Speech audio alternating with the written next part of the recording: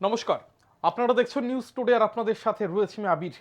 এই মুহূর্তে যে বিষয় নিয়ে কথা বলবো সেটি হলো ইংরেজি নতুন বছর শুরু হতেই না হতেই আবারও গণতন্ত্রের চতুর্থ স্তম্ভ আক্রান্ত।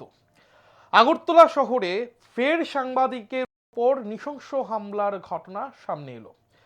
সোমবার গভীর রাতে দুই জনজাতি সাংবাদিক সমীর দেববর্মা ও জিমি দেববর্মাকে হত্যার উদ্দেশ্যে চার দুষ্কৃতকারী পরিকল্পিতভাবে আক্রমণ চালায়, এমনটাই অভিযোগ। এই ঘটনায় শহর জুড়ে তীব্র চাঞ্চল্য ছড়িয়েছে। অভিযোগ, হামলাকারীরা প্রথমে সাংবাদিক সমীর দেববর্মার উপর চড়াও হয়ে তার দুটি মোবাইল ফোন ভাঙচুর করে। পাশাপাশি তার গলা থেকে স্বর্ণের চেইন ছিনিয়ে নেওয়া হয় এবং পকেটে থাকা নগদ অর্থ লুট করা হয়। হামলায় তাদের ব্যবহৃত যে বাইকটি ছিল সেই বাইকটিও ভাঙচুর করা হয়। এদিকে সাংবাদিক জিমি দেববর্মাকে, অন্যদিকে যে অপর এক সাংবাদিক যিনি ছিলেন জিমি দেববর্মা, সেই জিমি দেববর্মাকে হেলমেট, রড ও বড় বড় লাঠি দিয়ে নির্মমভাবে মারধর করা হয় বলেও অভিযোগ। এদিকে গুরুতর আহত অবস্থায় কোনো রকমে প্রাণ বাঁচিয়ে তিনি বাড়িতে ঢুকে পড়েন, কিন্তু তাতেও রেহাই মেলেনি। হামলাকারীরা টিনের গেট ভেঙে বাড়ির ভেতরে ঢুকে জিমি দেববর্মার উপর ফের ভয়াবহ হামলা চালায়। প্রত্যক্ষদর্শীদের মতে হামলাকারীদের হাতে ছিল রড ও বড় লাঠি। এদিকে পরিস্থিতি নিয়ন্ত্রণের বাইরে চলে গেলে প্রাণে বাঁচার জন্য সঙ্গে সঙ্গে পশ্চিম আগরতলা থানায় ফোন করেন ওই দুই আক্রান্ত সাংবাদিকরা। এই গোটা বিষয় নিয়ে জানবো, পুরো বিস্তারিত ঘটনা জানবো। এই মুহূর্তে আমাদের সাথে সরাসরি টেলিফোন লাইনে জুড়ে গেছেন আক্রান্ত সাংবাদিক গতকাল রাতের জিমি দেববর্মা। জিমি, আপনাকে নিউজ টুডের পর্দায় স্বাগত। হ্যাঁ, আপনাকে অনেক ধন্যবাদ। আমরা প্রত্যেকে জানি একেবারে গণতন্ত্রের চতুর্থ স্তম্ভ বরাবরই আক্রান্তের শিকার হতে হয়। আবারও ইংরেজি নতুন বছরের শুরুতেই কিন্তু আবারও আঘাত হানা হয় গণতন্ত্রের চতুর্থ স্তম্ভের উপর, সাংবাদিকের উপর আক্রমণ। কি হয়েছিল গতকালকের এই ঘটনাটা একটু যদি আমাদের বিস্তারিত তুলে ধরেন। প্রথমে আমরা ওই ত্রিপুরার এডিটর সমীর দেববর্মা আমার ঘরে উনি ঘর ভাড়া দেওয়ার জন্য প্রায় 10টা 10:30 নাগাদ আমার বাড়িতে আছে। আমি ওনাকে প্রায় 10,000 টাকা ওনার জন্য আমি বের করে রেখেছি। তো ওনার পরে আমি ওনাকে বাদ খেয়ে আমার বাড়ি থেকে যে সময় বার হয়ে ওনাকে রাস্তার সামনে একটু দিয়াই, তার এই সময় হঠাৎ চার পাঁচজন যে তারা সবসময় নেশাগ্রস্ত করে বা নেশা করে কুত্তার পশু পালার মতো ডাক দেয়। কুইট হয় এমন, কোনো মানুষের ডাক দেওয়া কোনো শব্দ না। এটা একজন বলতে গেলে যে পশু কেউ এমন ভাবে কথা বলে না। যে আছে যেটা ডক্টর সাগুতম দেববর্মা চেম্বারের সামনে অ্যাডভাইজার কমিউনিতে। তো এখানে আমরা দাঁড়াইছিলাম। তো আমরা দাঁড়ার সাথে সাথেই আমরাকে জিজ্ঞেস করে যে তোমরা কই যাবে বা কোথায় যাবে। তো আমি প্রথমত কথা বলিনি। আমার যে সিনিয়র যারা সমীর দেববর্মা আছেন উনি বলছেন যে তোমরা এমন ভাবে একজন ভদ্র হয়ে, একটা বয়স্ক হয়ে কেন এইভাবে কথা বলেছে। তাই লগে লগে তারা মোবাইল পকেট থেকে মোবাইল বের করে ক্যামেরা করার। তারপর যে দাদা সমীর দেববর্মা বলেন, না তোমরা ক্যামেরা করো, আমরা কোনো অসুবিধা নেই, কারণ আমরা এবং এমন ভাবে হুইট হাইট এই আচরণটা কি এতটুকু বলেছিল যে সমীর দেববর্মা। ওনার সাথে সাথে তারা মারপিট শুরু করে দিল। তারপরে মোবাইল টাকা, যে আমি যে ওনাকে ঘর ভাড়া দেওয়ার জন্য যে টাকা দিয়েছিল এই টাকাও কোথায় এখন পর্যন্ত পাওয়া যায়নি। তারপরে ওনার দুইটা মোবাইলই তারা কি করছে আমরা জানি না। আমরা গলা দলে হাতে টানাটানি করে সমীর দেববর্মারে দুইজন তিনজন মিলিয়ে পিটিয়ে মাটি ফেলে দিয়েছিল। তারপরে বাইকও ভাঙচুর করেছিল। তো আমি আমারও আর একজন হেলমেট দিয়ে মারছিল। অনেক জায়গা আঘাত আছে, আমার অনেক কষ্ট ব্যথা পাইতেছে এখন। তো আমরা তবু তারার কিছু হাত তুলিনি, যাতে তারা নেশাগ্রস্ত আছে। কিন্তু এখানেও একটা কথা বলতে চাই আমি, তারা নেশা করুক না করুক এটা তো আমরা পয়সা দিয়ে করি না, কিন্তু আমরা যে সুস্থভাবে আমরা যে বাড়ি থেকে দাদার বাড়ি মানে রাস্তার অর্ধেক আমি আটকে দেওয়ার জন্য যে বের হয়ে যায়, তো আমরা কি দোষ করলাম?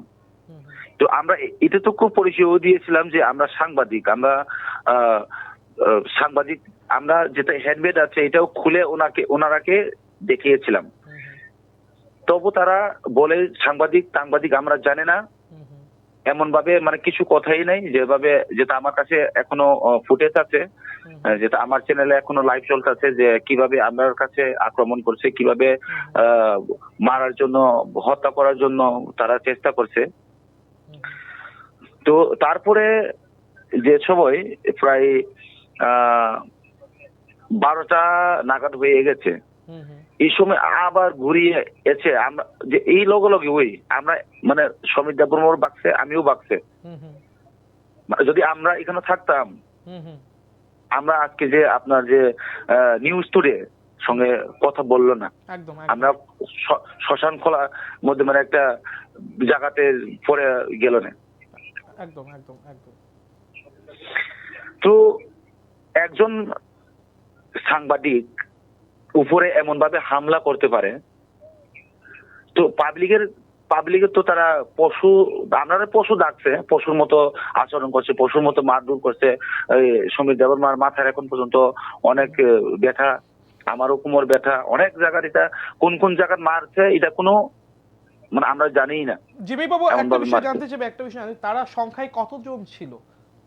হ্যাঁ, তারা সংখ্যায় কতজন ছিলেন যখন আক্রমণকারীরা সংখ্যায় কতজন ছিলেন? তারা প্রথমে 4 জন ছিল। 4 জন। 4 জনকে কি আপনারা চিনতে পেরেছেন? হ্যাঁ, না 4 জন, একজন ধরেছে, ওনার নাম আমি ঠিক জানতে পারিনি। আমি তো এখানে ভারতীয় থাকি, যেটা আমার মায়া বিজয় কুমার স্কুলে যাতে স্টুডেন্ট, তো কষ্ট মস্ত এখানে পড়াইতেছি। তো তারা কে, ওনার সঙ্গে আমরা কথাও বলি না, কিছু না, কোনো মানে জানে না। আচমকাই আপনার উপর আক্রমণ করা হয়, আপনাদের উপর আক্রমণ সংঘটিত করা হয়েছে গতকালকের এই ঘটনা থেকে পরিষ্কার। এখন পরবর্তী স্টেপ আপনারা কি নিতে যাচ্ছেন? পদক্ষেপ নিচ্ছেন যে আমরা তো এফআইআর করছি ওএসপিএস এ। এফআইআর করার আগে কালকে রাত্রেই প্রায় 3টা-3:30 নাগাদ, আমি এতটা টাইমও দেখছি না, তবু 3টা-3:30 নাগাদ একজনকে গ্রেপ্তার মানে অ্যারেস্ট করছে। তো আমরা আরো চাই, আর যেটা বাকি, যেটা আমরা যে মারছে, যেটা আমি আমার চ্যানেলে ডাইরেক্টলি ওনার যেটা আমরা মারছে ফেস দেখাইতেছে অটোমেটিক্যালি, যেটা কে মারছে এখানে, যেটা আর 3 জন বাকি রয়েছে চেহারা দেখাইতেছে, যাতে আমি প্রশাসনকে এটাই রিকোয়েস্ট করব, যাতে মানে আমরা জাস্টিস পাই। আমরা এখন আনসেফটি,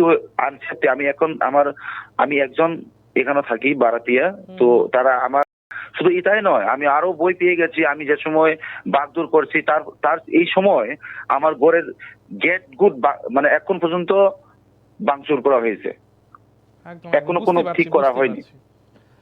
একদম পরিস্থিতি অনেকটাই উত্তপ্ত ছিল, আমরা বুঝতে পারছি। একেবারেই আমরা যারা সাংবাদিকরা যারা রয়েছে তাদের উপর এই যে নির্মম অত্যাচার, সেটা কোনোদিনই কাম্য নয়, এবং প্রতিবারই কিন্তু এর প্রতিবাদী ভাষা উত্থাপন করা হয়।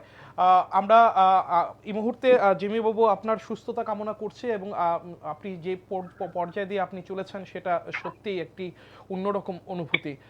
আপাতত আপনাকে অসংখ্য ধন্যবাদ আমাদের সাথে আপনার এই ঘটে যাওয়া একটি বিশৃঙ্খল ঘটনার যে বিবরণ আপনি দিলেন। একেবারেই গণতন্ত্রের উপর আক্রমণ, গণতন্ত্রের উপর এই যে বর্বরোচিত আক্রমণ প্রথম নয়, অনেকবার দফায় দফায় হয়ে আসছে।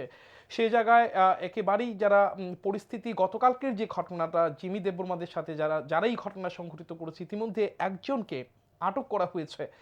পরবর্তী সময়ে বাকি যারা অভিযুক্তরা যারা রয়েছেন তারা পলায়ন করেন এবং বাকি অভিযুক্তদের গ্রেপ্তার করতে এখন তল্লাশি চালানো হয়েছে।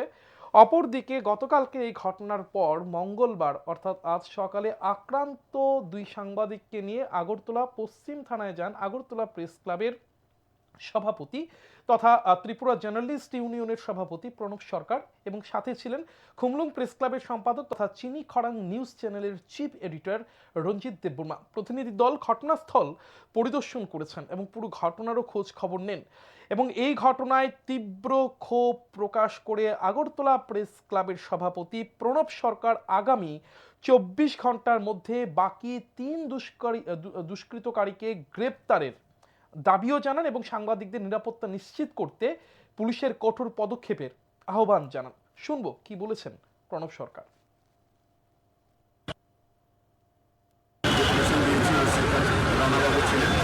একজনকে রাতে গ্রেপ্তার করা হয়েছে। তাদের সবাইকে গ্রেপ্তার করতে হবে এবং দৃষ্টান্তমূলক সাজা দিতে হবে এসে বলেছেন। কোনোভাবেই ছাড়া হবে না, সব আসামিকে গ্রেপ্তার করা হবে। তো আমরা দেখি সবাইকে গ্রেপ্তার করা হয় কি না, কারণ আমরা যে আমাদের বক্তব্য একদম পরিষ্কার। রাজ্যের জাতি জনজাতি সবাই একসাথে থাকবে। জনজাতিরা এখানে সাংবাদিকতা করবে, যারা বাঙালিরা আছে ট্রাইবেল জায়গা সাংবাদিকতা করবে। এই ট্রেডিশনকে আমরা কোনোভাবেই ভাঙতে দেবো না। আমি বলবো যারা এগুলো করছে উদ্দেশ্যপ্রণোদিতভাবে আমাদের সম্পর্ক নষ্ট করার জন্য এগুলো করছে, এগুলো কোনোভাবে আমরা বরদাস্ত করব।